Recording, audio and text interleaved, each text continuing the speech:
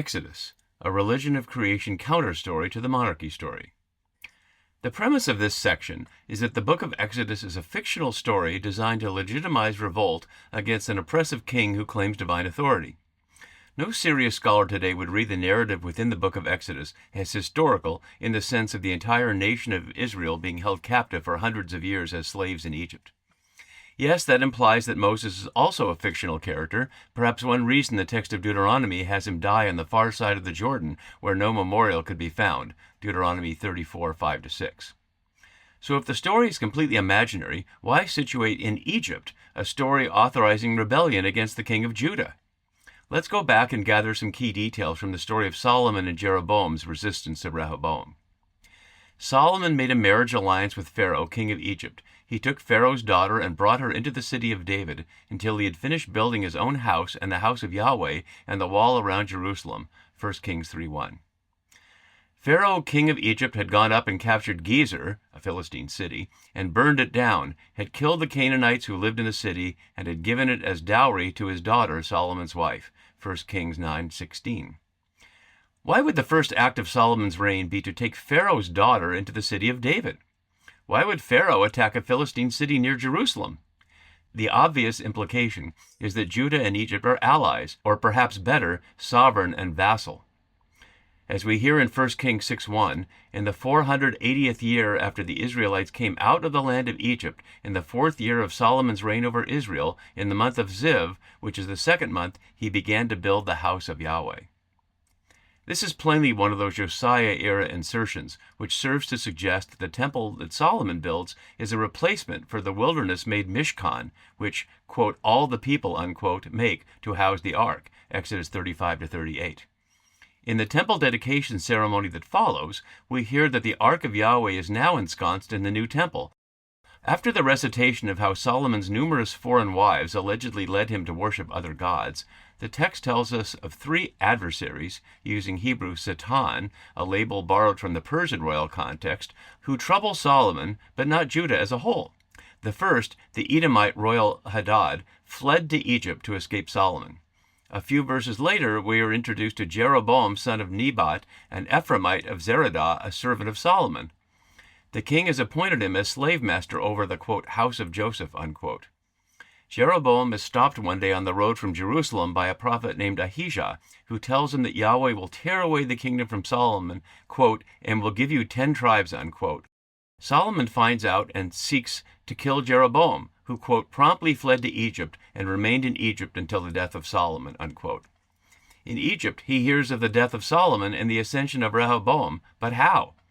Clearly, there is a communication network relaying messages between Egypt and Judah. As soon as Jeroboam returns, quote, all the assembly of Israel, unquote, makes him their leader in going to Rehoboam to seek a better deal. What is hidden within this story, as explained by Baruch Halpern, is that the reign of Solomon was an Egyptian project all along. One major piece of evidence in support is within the long, and to modern ears boring, description of the temple's furniture and decorations. Among the details we hear, the capitals were on the 2 pillars and also above the rounded projection that was beside the latticework. There were 200 pomegranates in rows all around. So Hiram finished all the work that he did for King Solomon on the house of Yahweh. The 2 pillars, the 2 bowls of the capitals that were on the tops of the pillars, the 2 latticeworks to cover the 2 bowls of the capitals that were on the tops of the pillars, the 400 pomegranates for the 2 latticeworks, 2 rows of pomegranates for each latticework to cover the 2 bowls of the capitals that were on the pillars, 1 Kings 7:18 and 40b-42. Why so many pomegranates? Because they were a central Egyptian symbol of fertility. In other words, when we know the cultural context, we can easily see how Solomon signaled publicly that the temple was there to serve the Egyptian empire. This may surprise us, but it shouldn't. Clearly, the second Jerusalem temple was a Persian colonial project, as the Herodian rebuild in Jesus' time was a Roman project. Empires normally support local religion in order to persuade locals that their gods favor the new masters. Thus, to escape from Rehoboam's authority was to escape from Jerusalem's Egyptian overlords. 3 centuries later, it is a pharaoh who kills Josiah, apparently for daring to move toward Jerusalem independence from Egypt. Before we enter the narrative itself, consider this chart of contrast between the Monarchy ROE story and the Exodus ROC story. and these are parallels between Jeroboam and Moses. David incorporates Israel into his reign. Pharaoh 1 incorporates Israel into his reign. Solomon enslaves Israelites for his building projects. Pharaoh 2 enslaves Israelites for his building projects. Jeroboam is associated with Solomon. Moses is associated with Pharaoh 2. When Solomon seeks to kill him, Jeroboam escapes to Egypt. When Pharaoh 2 seeks to kill him, Moses escapes to Midian. After Solomon's death, Jeroboam returns to confront the new king, Rehoboam, over royal harshness. After Pharaoh 2's death, Moses returns to confront the new king, Pharaoh 3, over royal harshness. Jeroboam leads Israel in rebellion against Rehoboam. Moses leads Israel in rebellion against Pharaoh 3.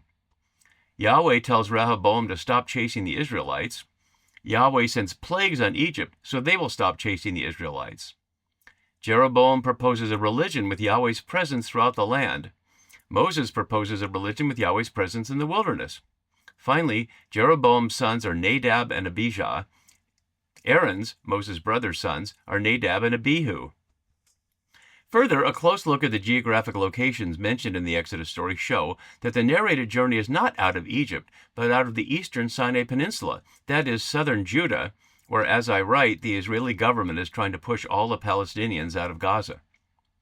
Finally, much of the Exodus narrative consists of a detailed description of the Mishkan, the traveling shrine built in the wilderness to convey the Ark of the Covenant after the covenant formation seen at Mount Sinai. A comparison with the temple reveals more ROC versus ROE symbolism. The Mishkan moves with the people, the temple is fixed in place. The Mishkan is located in the wilderness, the temple is located in Jerusalem. The Mishkan is funded by voluntary donations from, quote, all those of wise heart, unquote. The temple is funded by royal tribute. The Mishkan is built by the skill, Hebrew hakim, can also mean wisdom, of the people. The temple is built by forced labor as an expression of Solomon's wisdom, Hakmah. The Mishkan is measured in cubits. Noah's Ark is the only story outside these two where cubits are the measure. The Mishkan is decorated with cherubim, and the temple is decorated with cherubim, and there are no other cherubim decorations in the Bible. With all these parallels and contrasts in mind, let's listen to key aspects of the Exodus story as an alternative to the monarchy story. Exodus begins with a bridge back to the Genesis narrative of Joseph and his brothers, clearly added later. But it immediately establishes one clear connection with the monarchy story.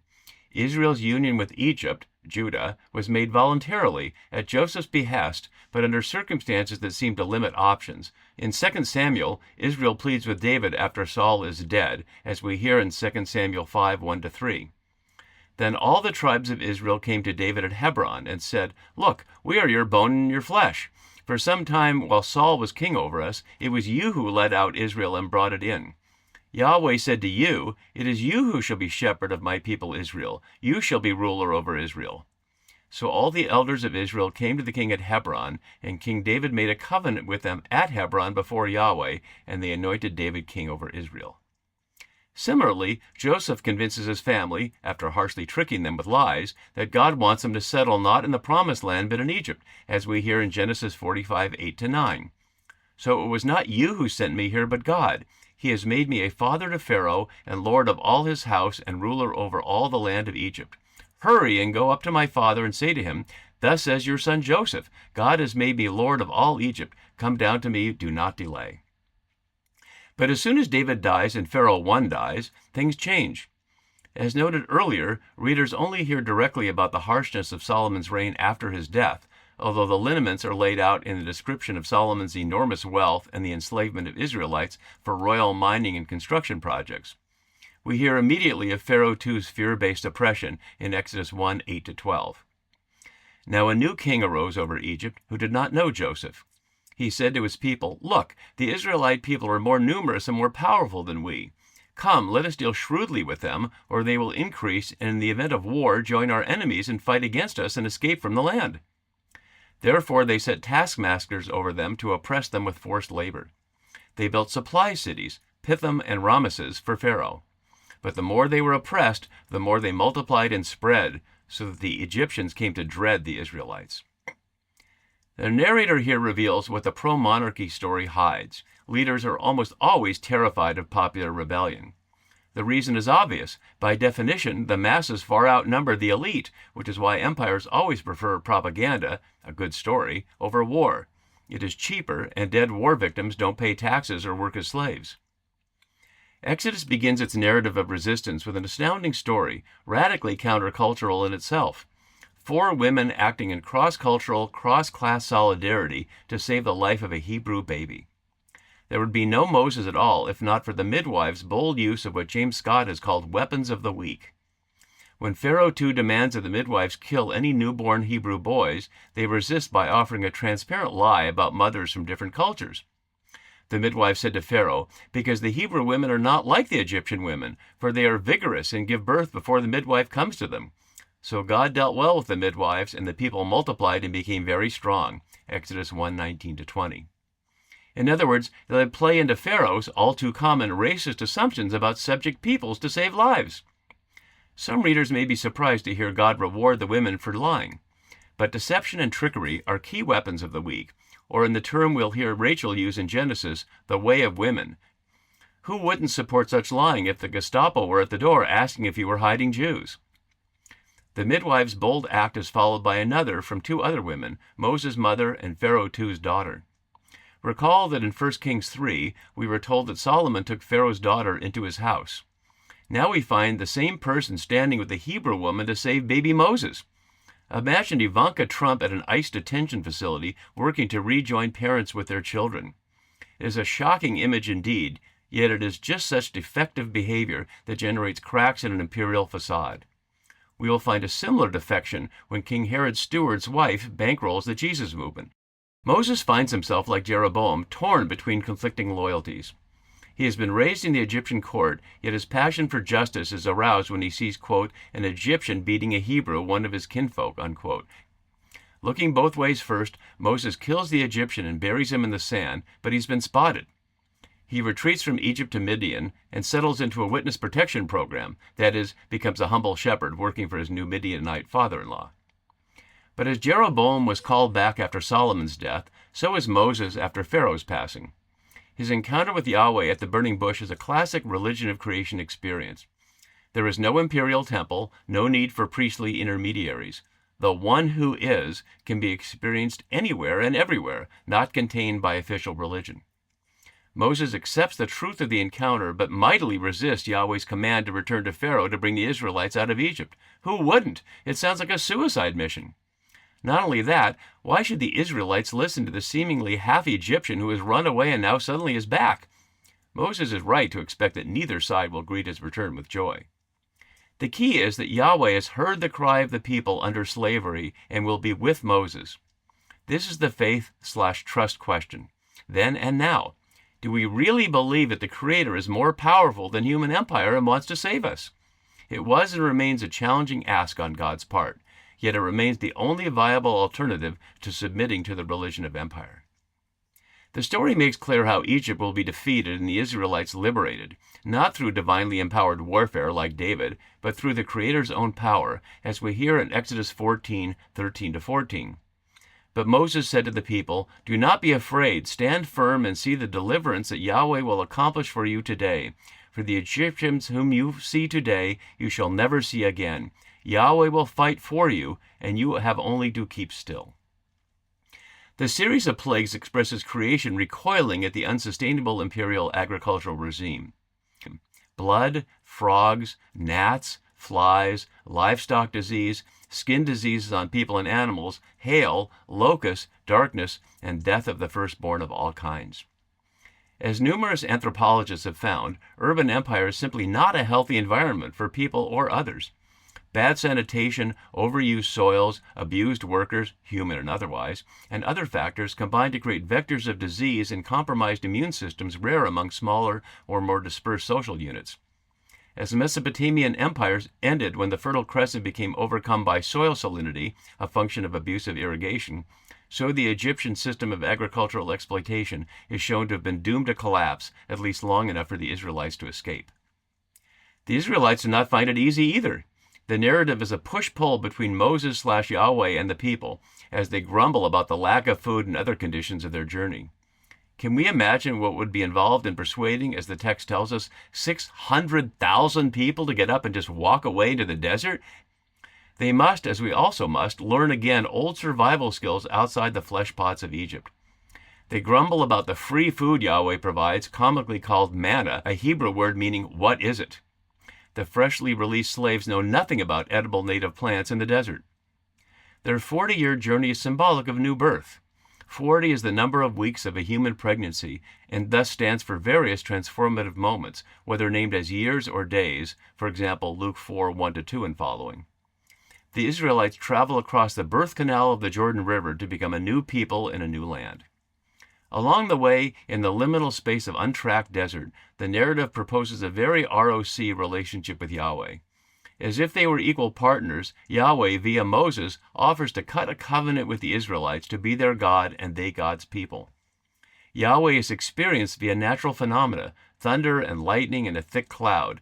The terms of the covenant include what has become known as the Ten Commandments, Exodus 20, repeated in Deuteronomy 5.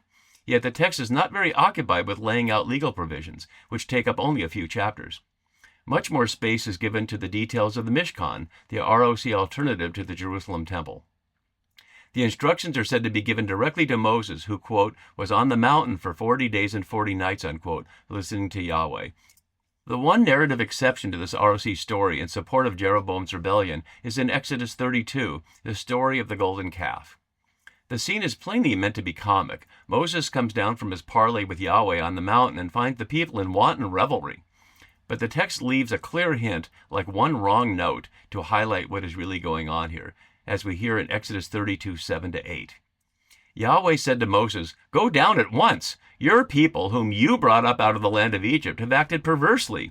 They have been quick to turn aside from the way that I commanded them. They have cast for themselves an image of a calf, and have worshipped it and sacrificed to it, and said, 'These are your gods, O Israel, who brought you up out of the land of Egypt.'" One calf, your gods. Now recall what the Jerusalem-centered authors told us about Jeroboam's act after the Israelites escaped Judah, as we hear in 1 Kings 12, 26-30. Then Jeroboam said to himself, "Now the kingdom may well revert to the house of David. If this people continues to go up to offer sacrifices in the house of Yahweh at Jerusalem, the heart of this people will turn again to their master, King Rehoboam of Judah. They will kill me and return to King Rehoboam of Judah."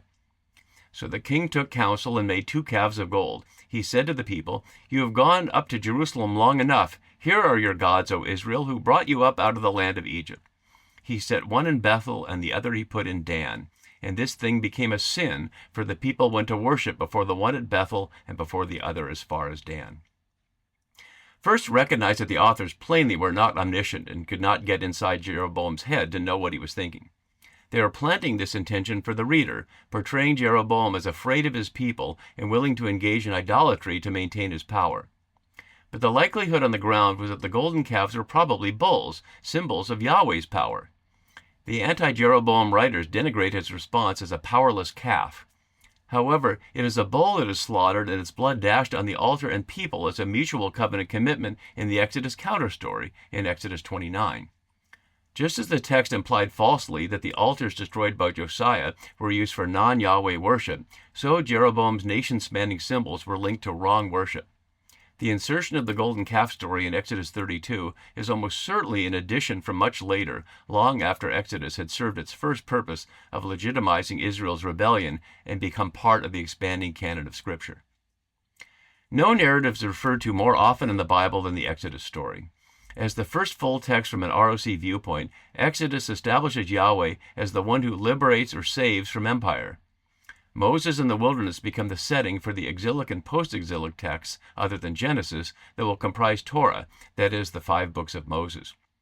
The Exodus became the paradigm for British religious dissenters in the New World and for African slaves forced to be placed in that New World seeking their own liberation. For nearly 3 millennia, this powerful story has inspired the most radical possible resistance to empire, simply walking away and having nothing more to do with it and its oppressive ways. Its power to inspire seems to have little relationship to whether the story reflects true events. As the late great Hebrew Bible scholar Walter Brueggemann was fond of saying, to the empire, the Exodus is fiction, but to the people of Yahweh, the empire is fiction. The religion of empire monarchy story ends with an admission of defeat. King Nebuchadnezzar of Babylon besieged Jerusalem in the early 6th century BCE and eventually took the elite in captivity back to Babylon, much as the United States acquired German missile scientists after World War II. Perhaps for the mass of ordinary farmers left in the land, the removal of the elite, to whom the farmers might well have been financially indebted, was a cause for celebration, a jubilee, a term we explore in the next chapter, that eliminated their debts and gave them control of their land. But for those removed, it was the greatest conceivable disaster. It went to the very heart of who they were and who Yahweh was and is. Why did Yahweh not save them from Babylon? Although clearly an ROE narrative, the monarchy story carries the seeds of its own insufficiency. Recall that in the generation before Josiah, King Hezekiah of Judah held off the Assyrian king who had conquered Israel by paying him in gold and silver. But the king's representative comes to challenge Hezekiah, as we hear in 2 Kings 18:19-22. Say to Hezekiah, "Thus says the great king, the king of Assyria, what do you base this confidence of yours? Do you think that mere words are strategy and power for war? On whom do you now rely, that you have rebelled against me? See, you are relying now on Egypt, that broken reed of a staff, which will pierce the hand of anyone who leans on it. Such is Pharaoh, king of Egypt, to all who rely on him. But if you say to me, we rely on Yahweh our God, is it not he whose high places and altars Hezekiah has removed, saying to Judah and Jerusalem, you shall worship before this altar in Jerusalem?" He understands the choice they face: rely on Egypt, their colonial overlord, or on Yahweh. Note how the text admits that the high places Hezekiah tore down, as Josiah will do again, are said to be places of Yahweh worship. But of course the Assyrian message is that neither Egypt nor Yahweh will save you, so give it up now. The text is not done, however. Via the prophet Isaiah, Yahweh speaks a word of promise of protection, quote, "I will defend this city to save it, for my own sake and for the sake of my servant David." Not because the people are faithful, but because of Yahweh's own promise in 2 Samuel 7. The threat of Assyria thus passes Jerusalem by, but the threat of Babylon will not.